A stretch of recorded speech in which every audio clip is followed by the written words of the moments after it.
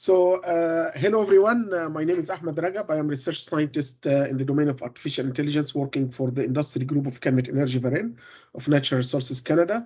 I'm also an adjunct professor at Polytechnique Montreal. I'm here today with my colleague Mouloud Amazouz, the manager of the AI team at CanmetÉNERGIE. So we will talk about the digital twinning approach developed by our team and used for supervisory control purposes in the process industry, and we will demonstrate our approach through an application on heat recovery network in a thermomechanical pulp mill. So the objective of the project is to improve the control of heat recovery network in a thermomechanical pulp mill, and this heat recovery network includes 4 subsystems. The first one consists of heat exchanger 1 for heat recovery from the pressurized dirty condensate. The second subsystem consists of direct contact condenser and 2 parallel heat exchangers, heat exchanger 2 and 3. And the third subsystem include the 2 parallel heat exchangers for the heat recovery from the hot effluents. The 4 subsystems represent the paper machine economizer, where heat is recovered from the exhaust of the paper machine hood. So the heat recovery network comprised 10 PID controllers and 52 variables, including the total steam consumption, which is the KPI, the key performance indicator. And in fact, the process operators are facing many control challenges to coordinate between these controllers. And in many cases, the operators have to switch them into manual mode. These controllers are working competitively, not collaboratively. I mean, each controller is trying to achieve its own objective, and the result is that an optimized global KPI is not achieved. So defining the set point values of these local controllers is very challenging, since the operation of the system is closely dependent on large number of operating modes of the wood chips, refining lines, and the various operating regimes of the paper machine. And the energy efficiency of the system is also significantly affected by the high variability of the operating variables, particularly the flow rate of temperature of the hot and cold streams, as well as the fouling levels of the heat exchangers. So there is a clear need to develop multi-stage supervisory control method that capture the complex dynamics and interdependence among all of these controllers. And this method should be robust to variability and evolving mechanism in the system. And in response to this need, we have started the development of an intelligent control tool that combines human expertise with digital twins and reinforcement learning. We have built the digital twin for this system based on the historical data to better understand the interacting behavior of these controllers. This, in fact, this digital twin was built based on interpretable machine learning techniques and what's called process mining. So we have used the historical data and convert them into event logs using the inductive miner algorithm. Then use these event logs to extract an accurate and representative causal model that represent all the interactions between the variables in the process, including the measured and control variables. And this causal model, in fact, is the core of the digital twin that understand the behavior of these interacting controllers. More details about this approach is presented in our paper, and I will put it by the end of this session. I can put it in the link if any of you needs more details. And after building the digital twin for the process, now we developed an intelligent agent. It's reinforcement learning agent that interact with the digital twin to extract the necessary knowledge that will be used to supervise the local and high-level controllers. So the agent was also used to avoid abnormal events and to maintain the desired process operation that make the plant or the system operating efficiently. The reinforcement learning agent was adapted to this system to receive the 51 variables as the system states, and the steam consumption as the reward, which is the objective that we would like to optimize. I mean, the steam consumption. So while at the same time, the agent was acting on these controllers, manipulating the set points of these controllers, and I would like to summarize the work. The agent was trained for 25 episodes, and each episode is defined as a sequence of state, action, reward. And a baseline control policy was developed by the expert, and the results were compared with the trained reinforcement learning agent for the steam consumption. I would like to say that all the architecture and the hyperparameters of the agent were optimized using trial and error, and we have tried different reward definitions. Not only the steam consumption, we put some penalty to the reward to deal with the overflow and underflow of some of the tanks in the system. And we have tried different, also we set exploration parameters to allow the agent to explore new situations in the system. And as you can see from this slide, the agent was successfully able to learn how to minimize the steam consumption after just 89 episodes, as compared with the control policy set by the operators. We refer to baseline one here, and the agent was able to reduce the search space and to optimize the objective. I mean, to minimize the steam consumption. Also, it helps the operator to understand some hidden phenomena related to the process variability and equipment performance changes. Then the operator was able to upgrade his knowledge and even upgrade the reward function that's used again to improve the performance of the agent. So we put the operator in the loop. The agent trains something, provided to the operator. Then the operator provide his insights to the agent again. So we take into account the novel events. I mean, the agent. The trained agent was able to reduce the steam consumption by 5%, which is a major or significant reduction in terms of steam consumption, in terms of energy saving, and the agent also was able to react to novel events that have not seen before. We give here an example of the cut of the effluent flow, one of the effluent flows. The approach achieved an acceptable degree of robustness to these novel events, and we have two possible strategies to implement this approach in the mill. The first one is the advisory mode, and the second one here is the control mode. And in fact, this depends on the criticality of the process we are negotiating. We are discussing with the mill. But in the two implementation strategies, everything is done under the full supervision of the human expertise. I mean, to make sure that the plant is working efficiently. So as I would like to share with you the lesson learned after developing this digital twin.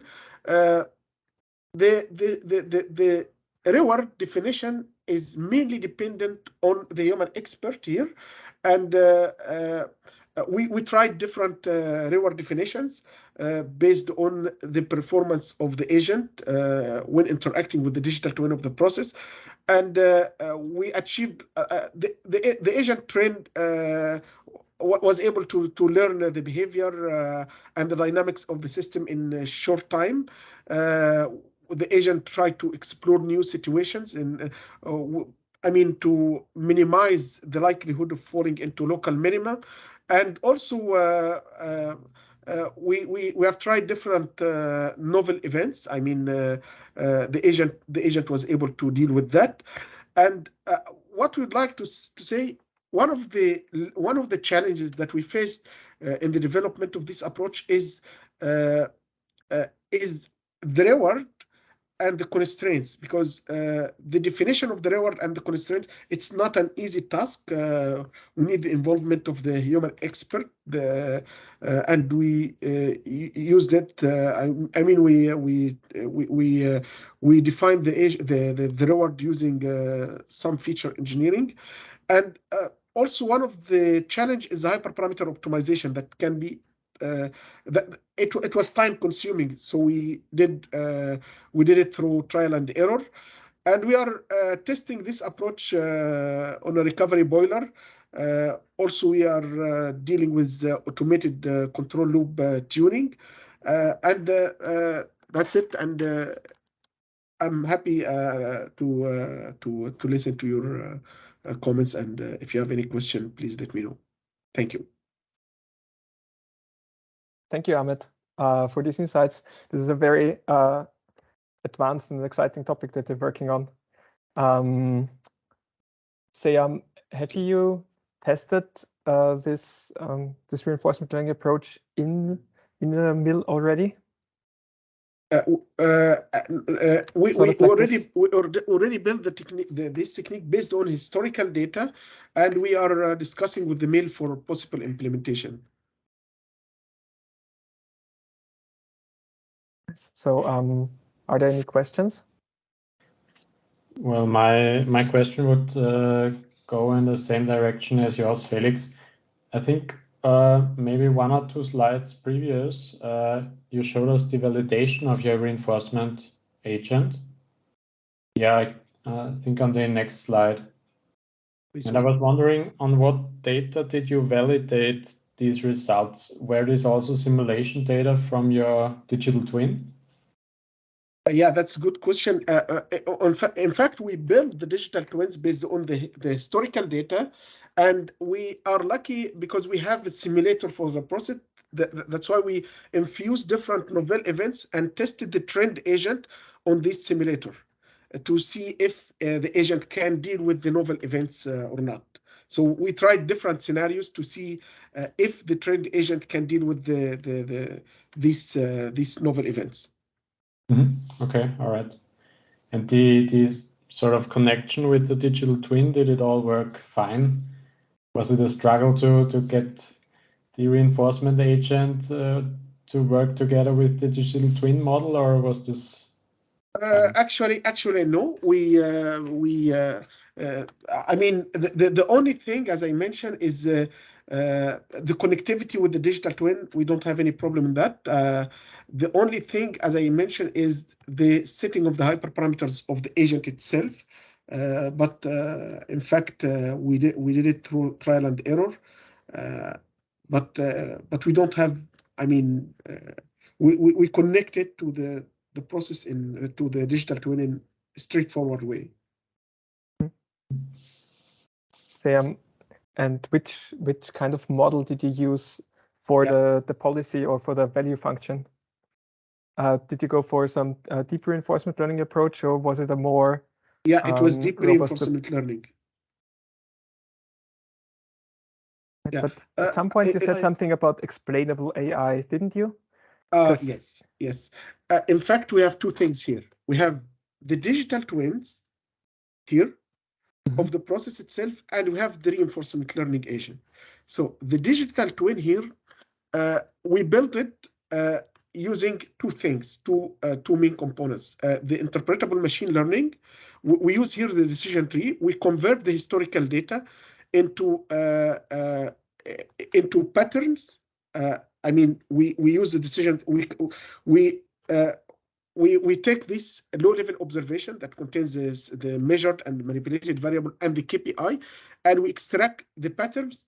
Then from these patterns, we extract what's called the event logs that show the interactions between these manipulated variables and measured variables and their effect on the KPI. Then from these event logs, we used what's called process mining, or more specifically, inductive minor technique to extract causal model in the form of patronates. And this causal model represents the interaction between the manipulated and measured variables and the effect on the KPI. And this is, in fact, hierarchical model. So I don't know if you are familiar with the Petronet, but more details are found in this paper. So each of these places contains conditions between the manipulated and measured variables that leads to certain value of the KPI. So this causal model, which we tested it, and the accuracy of the model was almost 98%. So it represent the real process. Then we take this model, the agent was interacting with this model to better understand the behavior of the local controllers, how they are interacting together and affect the KPI. So this model, in fact, representing this part. So the deep reinforcement learning, the supervisory control here, it's the agent interacting with the digital twin through the set point manipulation, and try to understand how these set points can affect the KPI finally. Then after a certain point, the agent was able to learn the dynamics of the process and the interactions between the controllers. And not only that, it can the trend agent was able to deal with novel events that have not seen before. Is this answer to your question, or? Yes, very much so. Thank you. Hey, Ahmed, thank you. It's Alberto here from Pros Technology. Nice to meet all of you, and Thanks. Happy to be here from from Western Canada. So it's pretty early over here. But hey, I've just got a much more basic question. I was wondering about the historical data. I mean, how far back, did you have, like, years, or how far back, volume of data you had for historical that you used to? Yeah, that's a good question. I think it was, we have like, I think it was 6 months of operation, and it was the frequency of this data was 15 minutes. Yeah, so it was like 6 months of operation. We take the data, representative data that give us information about, I mean, enough period of the operation of this system. Okay, thanks. And because you also mentioned the fouling part of the heat exchangers, so I assume in that period, would you say you started with a relatively clean exchanger, and then there was no further cleaning, right? So it was just kind of slowly degrading. Okay. Okay, thanks.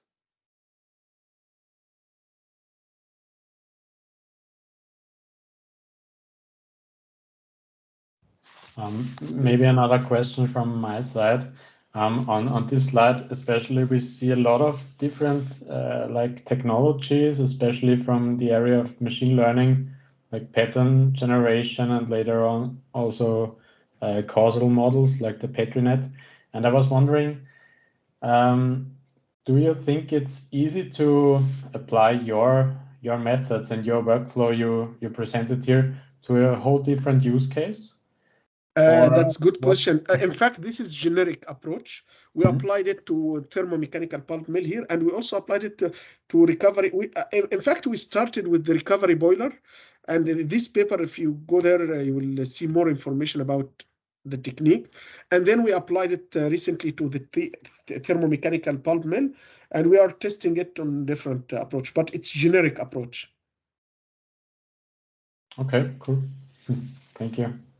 I will put the link of this paper if you need to see more details about that. And we are more than happy to answer your question after this session. If you have any questions, just send us, just contact us, me or Mulud. Thank you very much. I think it would be great if you like, you could put the link just in the chat, the link to the paper. Sure, I will do that. And of course, we'll make sure to put the link also in the the recorded video afterwards. Yeah. Thank you. Thank you. So putting the link in the chat is dangerous, so everybody will be distracted during the next presentation.